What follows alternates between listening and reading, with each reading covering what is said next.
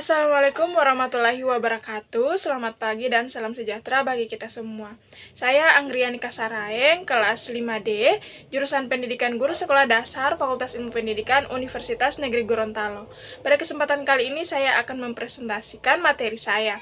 Video ini bertujuan untuk memenuhi tugas ujian akhir semester mata kuliah Perspektif Global dengan dosen pengampu Bapak Muhammad Sarlin, SPD MPD. Adapun materi yang akan saya bawakan pada kesempatan kali ini yaitu fenomena interaksi dalam perkembangan iptek atau ilmu pengetahuan dan teknologi dan juga masyarakat global. Poin pertama yang akan saya jelaskan yaitu tentang definisi interaksi. Menurut Profesor Surjono Sukanto, Guru Besar Sosiologi Hukum oleh Fakultas Hukum Universitas Indonesia tahun 1983, menurutnya, interaksi sosial merupakan hubungan-hubungan sosial yang dinamis yang meliputi hubungan antara orang perorangan, antara kelompok-kelompok manusia, maupun antara perorangan dengan kelompok manusia. Nah, sehingganya interaksi timbul dari sesuatu proses tindakan seseorang yang menimbulkan reaksi dari orang lain. Dalam hukum gerak Newton, pada poin hukum ketiga dikatakan bahwa untuk setiap aksi selalu ada reaksi yang sama besar dan berlawanan arah, atau gaya dari dua benda pada satu sama lain selalu sama besar dan berlawanan arah. Nah, di dunia sosiologi juga hampir sama. Setiap aksi, perilaku, atau tindakan yang kita lakukan akan menghasilkan reaksi daripada orang lain. Interaksi sosial sangat erat kaitannya dengan naluri manusia untuk menjadi satu dengan manusia lain dan keinginan untuk bersatu dengan lingkungannya. Interaksi sosial tidak terjadi secara spontan saja, namun didasari oleh faktor-faktor tertentu. Menurut ahli sosiologi Surjono Sukanto, terdapat beberapa faktor yang tentunya mendasari interaksi sosial, yaitu yang pertama, imitasi. Imitasi ini adalah tindakan meniru orang lain, baik sikap, tingkah laku, maupun penampilan fisiknya. Imitasi ini bisa menjadi hal yang positif kalau yang ditiru tersebut merupakan hal yang baik di mata masyarakat. Sebaliknya, apabila hal yang ditiru tersebut merupakan hal negatif, tentunya akan dinilai buruk di mata masyarakat. Misalnya, meniru penampilan penyanyi yang memakai dandanan dan perhiasan yang berlebihan akan menimbulkan reaksi yang negatif di lingkungan sosial. Yang kedua yaitu sugesti. Sugesti ini adalah pengaruh atau pandangan yang diberikan satu pihak ke pihak lain, sehingga ada proses saling mempengaruhi dan menerima pandangan tersebut secara atau tidak, tanpa berpikir panjang tentunya. Misalnya, calon presiden yang melakukan kampanye untuk meyakinkan masyarakat untuk memilihnya pada saat pemilu. Nah, yang ketiga yaitu identifikasi. Identifikasi ini yaitu kecenderungan dalam diri seseorang untuk menjadi sama dengan orang lain, umumnya orang yang diidolakan. Identifikasi adalah bentuk lanjutan dari proses imitasi dan sugesti yang memiliki pengaruh yang sangat kuat. Contohnya, seorang penggemar K-pop yang sangat mengidolakan Irene Red Velvet kemudian mulai mengubah penampilannya agar mirip dengan idolanya tersebut, mulai dari cara berpakaian, model rambut, dan makeup. Yang keempat yaitu simpati. Simpati ini adalah suatu proses di mana seseorang merasa tertarik dengan orang lain sehingga ingin mengerti pihak lain untuk semakin memahaminya. Nah, misalnya ketika mendapatkan broadcast mengenai berita tentang anak hilang melalui aplikasi WhatsApp, sikap simpati yang muncul adalah meneruskan pesan tersebut ke orang lain agar anak tersebut segera ditemukan. Kemudian yang kelima, ada faktor empati. Mirip dengan simpati, namun pada empati kita benar-benar merasakan hal yang sama dengan apa yang dirasakan orang lain. Misalnya, seorang ibu yang kehilangannya karena penyakit kanker akan mengikuti komunitas dengan latar belakang anggota yang sama sebagai sarana berbagi informasi dan penggalangan dana sebagai bentuk dukungan material dan moral untuk orang-orang yang memiliki nasib yang sama. Yang terakhir yaitu motivasi. Nah, mirip dengan sugesti, namun lebih rasional. Motivasi memberikan pengaruh kepada orang lain, namun tetap dapat diterima secara lebih kritis, rasional, dan bertanggung jawab. Interaksi masyarakat tentunya saja mengikuti perkembangan zaman dan perkembangan iptek atau ilmu pengetahuan dan teknologi. Sebelum saya lanjut ke pembahasan selanjutnya, pertama-tama saya akan menjelaskan hakikat iptek, ilmu pengetahuan dan teknologi. Nah, manusia lahir ke dunia dengan diberikan kemampuan untuk belajar dari lingkungan melalui panca indera yang dimiliki, sehingga manusia akan mendapatkan pengetahuan dari berbagai hal di lingkungan sekitarnya.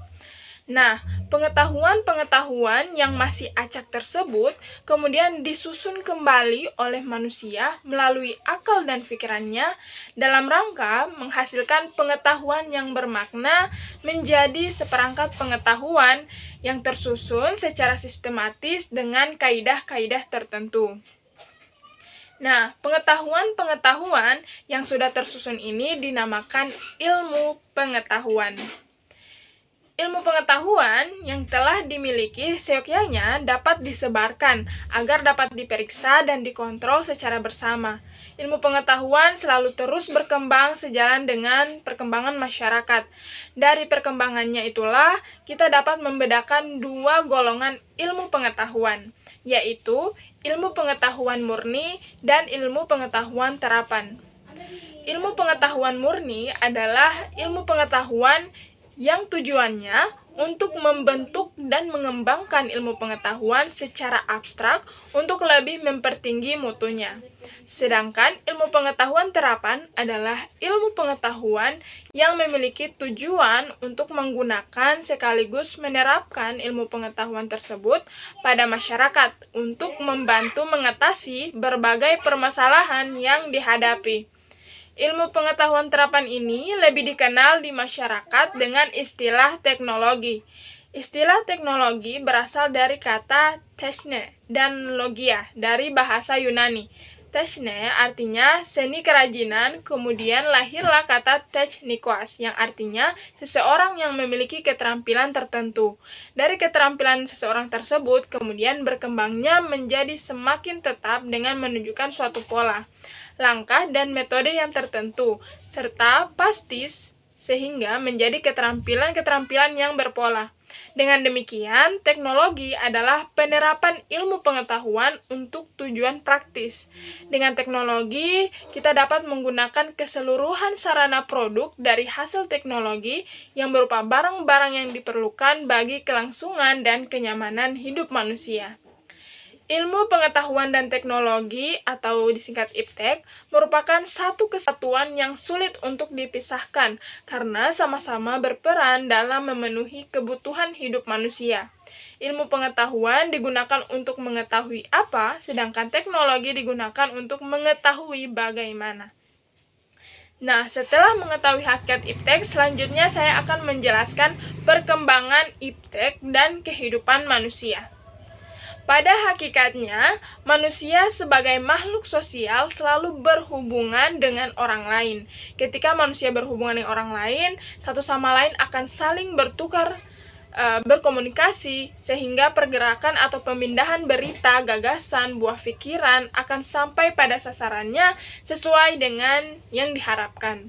Dengan adanya iptek dalam bidang komunikasi seperti radio, televisi, telepon, internet, dan sebagainya, kita dapat mengetahui peristiwa-peristiwa penting yang ada di belahan penjuru dunia manapun, di luar jangkauan mata kita, dengan mendengar dan bahkan dapat menyaksikan secara langsung peristiwa-peristiwa tersebut, seolah-olah dunia ini menjadi sempit. Sebaliknya, daerah-daerah yang belum terjangkau dengan kemajuan iptek di bidang transportasi dan komunikasi ini tentu saja akan mengakibatkan ketertinggalan sehingga kesenjangan dengan masyarakat lain akan semakin melebar. Padahal daerah ini mungkin saja memiliki potensi sumber daya ekonomi yang besar. Sebaiknya sesegera mungkin para pemangku kebijakan yang bertanggung jawab dengan daerah terpencil seperti ini mengupayakan keterjangkauan dengan kemajuan iptek yang ada. Dengan semakin berkembangnya komunikasi, maka kontak interaksi antara manusia untuk berkomunikasi semakin maju, sehingga mengakibatkan arus kehidupan manusia terus semakin didorong dan dipacu. Alat komunikasi modern menjadi kebutuhan dasar manusia saat ini. Dengan alat komunikasi telepon, genggam canggih atau smartphone, berbagai informasi di seluruh pelosok dunia dapat kita akses dan kita ketahui seolah-olah tempat di seluruh penjuru dunia. Banyak anggota keluarga dan warga masyarakat yang memiliki alat komunikasi dalam menunjang aktivitas kehidupannya sibuk dengan alat tersebut. Bahkan, kadang-kadang lupa akan waktu dan kegiatan lain yang mesti dilakukan. Oleh karena itu, pengendalian diri, aturan, dan regulasi dalam media sosial perlu ditaati dalam rangka menghindari manusia dan kelompok manusia lainnya dari perbuatan yang tidak pantas dan tidak sesuai dengan etika dan norma budaya kita. Aturan dan ketentuan dari pemangku kepentingan diperlukan untuk sedikit dapat meminimalkan gangguan keseimbangan terhadap kehidupan manusia, seperti misalnya aturan tidak boleh menggunakan telepon genggam ketika sedang membawa kendaraan, berada di pompa bensin, dan berada di kelas. Ternyata, perkembangan iptek mau tidak mau akan berpengaruh pada kehidupan manusia. Nah, ini sudah tentu saja. Nah, pengaruh positif dari perkembangan iptek dalam bidang teknologi komunikasi dan informasi yaitu yang pertama, cepat mendapatkan informasi akurat dan terbaru dari seluruh pelosok dunia. Kemudian, dapat berkomunikasi dengan keluarga, kerabat, dan teman yang berada sangat jauh. Selanjutnya, dapat memperoleh layanan bank dengan sangat mudah. Akan tetapi, perkembangan iptek juga dapat mengakibatkan kehidupan manusia mengalami gangguan ke arah yang kurang baik, seperti yang terjadi dalam bidang komunikasi dan informasi, yaitu pemanfaatan jasa komunikasi oleh jaringan teroris. Selanjutnya, penggunaan informasi tertentu dan situs tertentu yang terdapat di internet yang bisa disalahgunakan pihak tertentu untuk kejahatan dan keuntungan pribadi dan kelompok tertentu. Kemudian, kecemasan teknologi. Kita sangat tergantung produk teknologi informasi ini. Smartphone rusak saja dapat menyebabkan kecemasan yang tinggi bagi pemiliknya. Nah, kehidupan manusia dalam bidang sosial budaya juga akan terpengaruh ke arah yang kurang baik dengan adanya perkembangan iptek. Antara lain yaitu kemerosotan moral di kalangan warga masyarakat, khususnya di kalangan remaja dan pelajar. Kemajuan kehidupan ekonomi yang terlalu menekankan pada upaya pemenuhan berbagai keinginan material telah menyebabkan sebagian warga masyarakat menjadi kaya dalam materi tetapi miskin dalam rohani. Nah, yang selanjutnya, menurunnya rasa kebersamaan dan persatuan. Kenakalan dan tindakan menyimpang di kalangan remaja semakin meningkat, serta semakin lemahnya kewibawaan tradisi-tradisi yang ada di masyarakat, seperti gotong royong dan tolong-menolong telah mulai melemah atau memudar, padahal tradisi-tradisi seperti itu adalah sebagai kekuatan yang ada di masyarakat kita. Selanjutnya, pola interaksi antar manusia yang berubah. Kehadiran telepon genggam yang canggih pada kebanyakan rumah tangga telah merubah pola interaksi keluarga, karena setiap orang mendapatkan peluang bagi siapa saja untuk berhubungan dengan dunia luar tanpa batas dan penyekat. Poin terakhir yaitu tentang perkembangan iptek dan masyarakat global. Nah, masyarakat global merupakan suatu masyarakat yang memiliki pemikiran secara meluas, tidak lagi terbatas pada batas suatu negara, bersifat universal dan mengglobal, tidak hanya peduli terhadap permasalahan di negaranya saja, namun juga mencakup masalah orang-orang di negara lain. Dengan perkembangan iptek, masyarakat global dapat saling berinteraksi satu sama lain dengan melalui perjalanan udara, telekomunikasi, jaringan komputer, dan elektronik yang dapat digunakan untuk mencapai suatu tujuan tertentu dari belahan manapun di dunia ini. Masyarakat global merupakan masyarakat modern, berpikir maju, selalu bisa menggunakan semua iptek yang ada untuk mencapai suatu tujuan. Dengan demikian, masyarakat global adalah masyarakat dunia yang saling berkaitan tanpa dibatasi oleh batas-batas negara, dan selalu berpikir untuk kelangsungan hidup masyarakat global itu sendiri.